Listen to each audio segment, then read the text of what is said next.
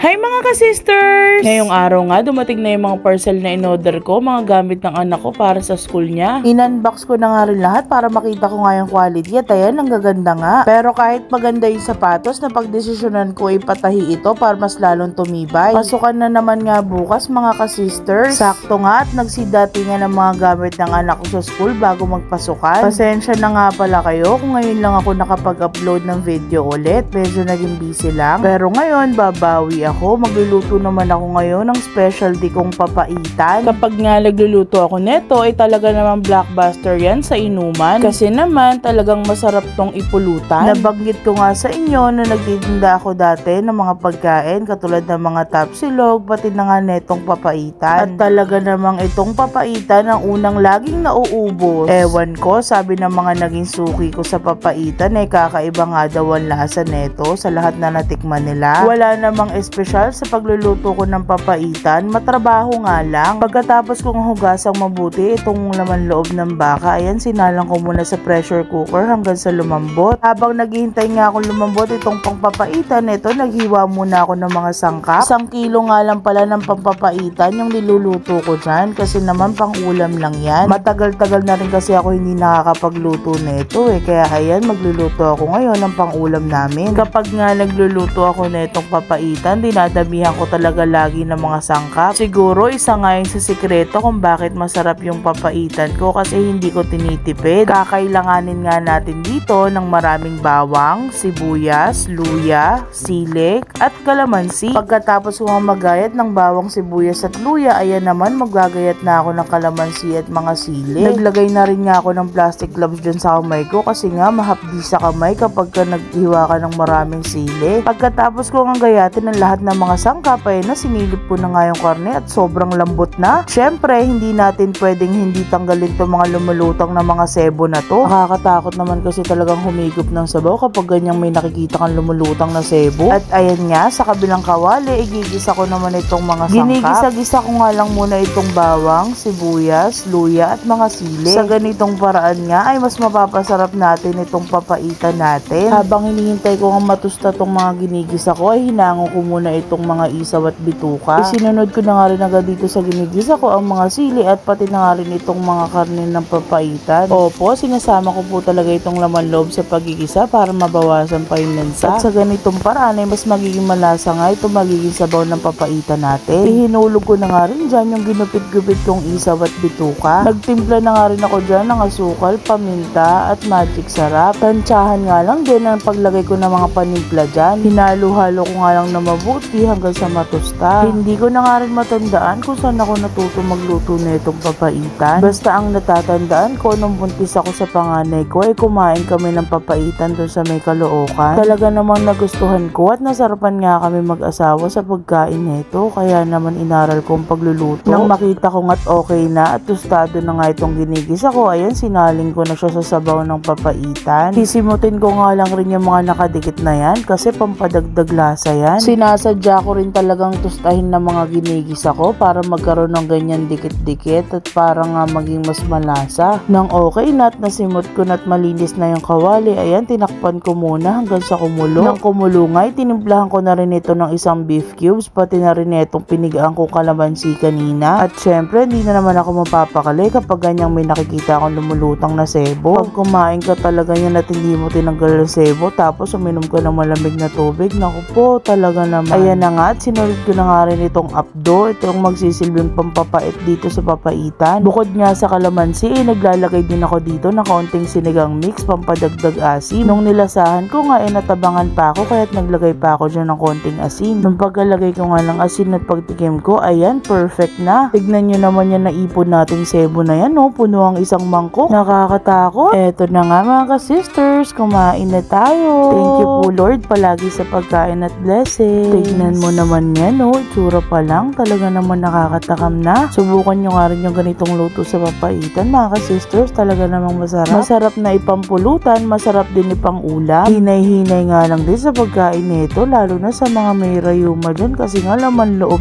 to. Ito na nga mga ka-sisters, tikman na natin.